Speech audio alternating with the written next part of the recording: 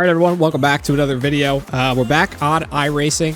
Today we're going to be doing the IMSA iRacing Series Fix, the 35-minute one, in the BMW and the GT3s. It's been a long time since I've been racing the GT3s. For those of you who do follow this channel, you'll know I'm an open-wheel driver. So let's jump right into the race, and I'll talk about why I'm in a GT3 right now.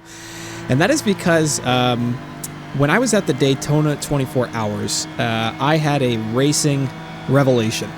So I went to the real life 24 Hours, and it just really made me want to jump back into iRacing and revive this channel again. And I know I uploaded a video a month ago, but I didn't really upload anything after that.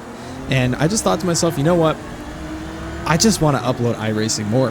And I want to learn the GT3 discipline because I've only really ever driven open wheelers, and I don't really drive sports cars all that much. So my iRating is very low in my sports car, my sports car license, as it is in my open wheel license, or compared to my open wheel license. So I just want to get this rating up more and just learn how to drive these sports cars. So we're on board for the first lap here, getting sent up the inside by Bear there. We just have the last names on the screen. I tried something a little bit different. Most of the iRacing videos all use kind of the same overlays and same positions. I tried to make my own a little bit more unique. So we have the input telemetry and the shifter lights in the bottom right. We got my camera on the left, and then I've got the standings like you would see on TV with just the last names and just in the top left there. So hopefully just kind of clears up the screen a little bit, makes things a little bit cleaner to look at. But yeah, right off the bat, I'm not very good at driving the GT3s. I never have been. I am 100% incident prone in these cars. I don't know what it is, if it's just because they're heavy and I'm just used to driving formula cars. I rarely ever get incident points in formula cars, but when I jump in a GT3, it's like I can't even do a race without having at least 6 incident points. So if I get under 6 incident points, that is a great, safe race for me. I always end up at least making contact with somebody at some point. So I need to learn how to be a little bit better at that, and that's going to come with time of driving these cars more and more. But it's only the GT3s that happens in. It doesn't happen in LMP2s or GTPs for me. It's only these cars. So sorry if you could hear that in the background. That's my dog barking. So here we are. We're about 2 laps into the race now, so things kind of improving a little bit, I would say. But still, I'm just a little far off the pace. I'm not really hanging in there as much as I would like to be. A little bit of a snap from Bear in front of us, so Estevez is going to look to the inside here down the straight, even with each other, running parallel. In the NSX, it seemed like the NSX was kind of the car of choice for everybody in this race. There was a lot of Hondas out there, but we are in the BMW, as you can see. And so I don't know if that was a disadvantage for me. It kind of felt like it was. But it seems lately on iRacing, the meta has been the NSX or the McLaren. As it always is when they release new cars, the new cars are usually the fastest. And I think that has something to do with iRacing wanting people to buy those cars. And so I'm sure the BOP will be improved over the coming weeks with these, because the McLaren is very quick around here, and there were a lot of McLarens out there. So we have a Ferrari behind us as well, challenging. Peruccia, I think, is his last name, if I can read that correctly. Let's skip ahead a little bit. Let's see how this ends up developing here. So we're in the 49.7s. That is not great, but we have our prototypes coming through. I kind of got a little bit jump scared there, and I wasn't sure. You know, this is why driving in lower split lobbies always kind of throws me off a little bit, because I just don't have a really good prediction of what people are going to do. You can't see it on my screen here of what you're watching, but I have triple monitors, and I have the relatives with the safety ratings on my right monitor. And so, you know, I can get a rough idea of what people are going to be like just based on their safety rating. So I did have that to my advantage, but still, it's just very unpredictable at this level what decision making is going to be like with other drivers. So I was playing it very cautious this race. I just needed to have a clean race. I had done about 3 or 4 GT3 races, as we have a spin in front of us here. One of the Jotas that had just passed us ended up going off there. So and I kind of get swarmed here by prototypes as well. So I really lost out. I kind of caught up to everybody but lost out. But what I was saying was, and Actually, we'll get to that in a minute. Look at that slowdown. That was so odd. I feel like I didn't cut the corner at all there, but game gave me a slowdown, so we had a second look at that because I just wanted to see what happened there. And we just barely went over the white line. But what I was saying was I did a GT3 race maybe like 2 or 3 weeks ago, and this was when it was at Daytona, I just crashed out like 3 races in a row. It was just so bad. And so that really made me want to just learn the discipline better. Like, I just have to be better in the GT3 cars. I cannot, you know, at the level I consider myself at, which is a pretty quick driver, you know, I can't be just spinning on my own and crashing out. It's just not viable. So I wanted to have a really clean race today and just work on my racecraft of making good decisions, not really worrying about pace or where I was going to finish, just staying out of incidents. As we see incidents in front of us, 2 drivers out, Garcia and Jimenez, I think was his name. And so that's going to put us in a good position here to fight for 4 spots ahead of us. So this is a battle for P6, I think. So that would be 9th, 8th, 7th, and 6th in front of me. Yes. So it's very close here. Very close. And so we kind of have to think about now, what is the strategy going to be? We have a 35-minute race. What are we going to do when it comes to the pit stop?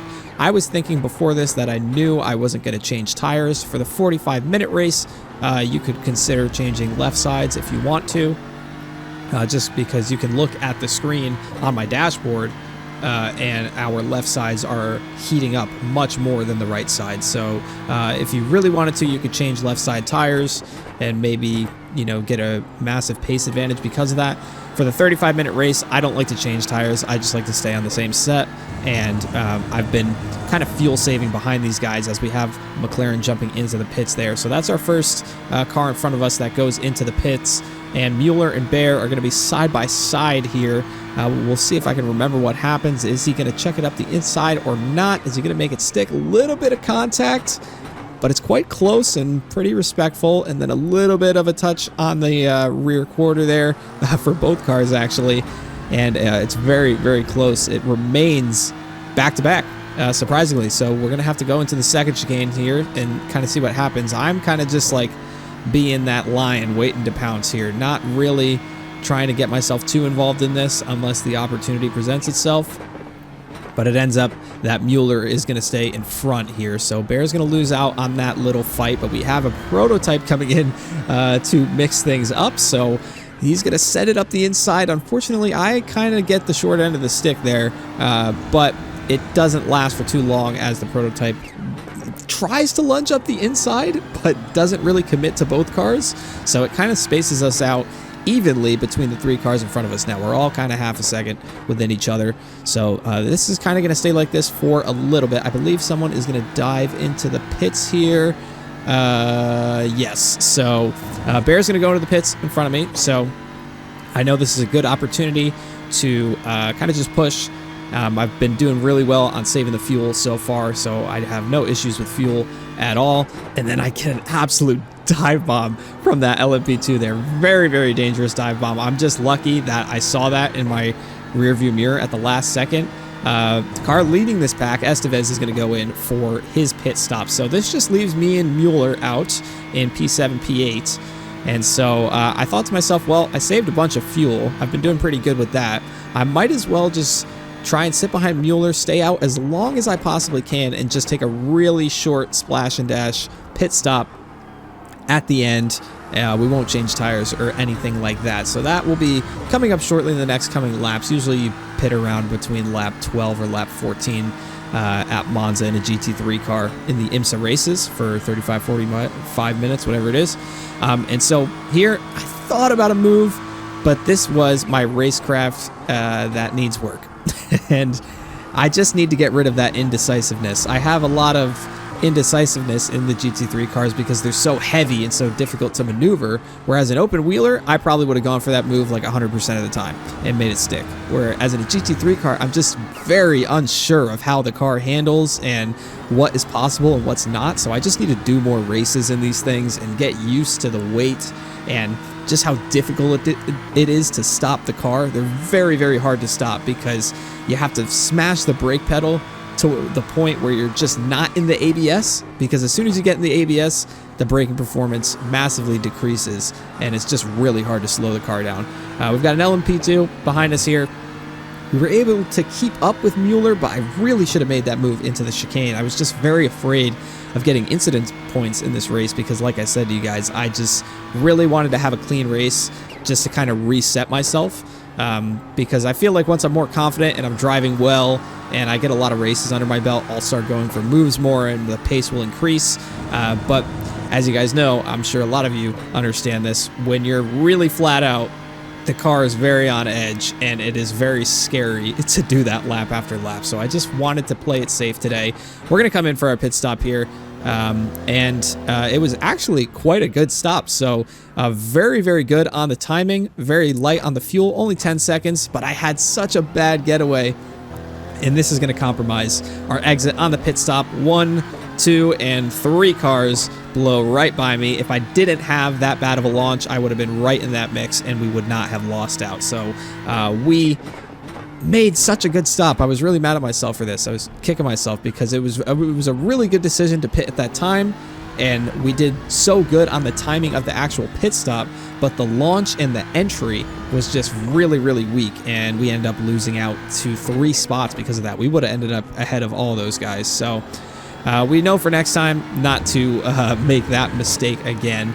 And now it's just a matter of survival. I kind of figured, you know, I didn't really have the pace to continue keeping up with these guys. I was kind of falling behind, and I was quite disappointed with the pace that I actually had. You know, 49 5s, 49 4s. Before I took a break from iRacing, I could have done a 48 3, 48 4 in a GT3 car, but it just really wasn't panning out for me. I completely forgot how to drive these things, and so I kind of have to relearn the skill.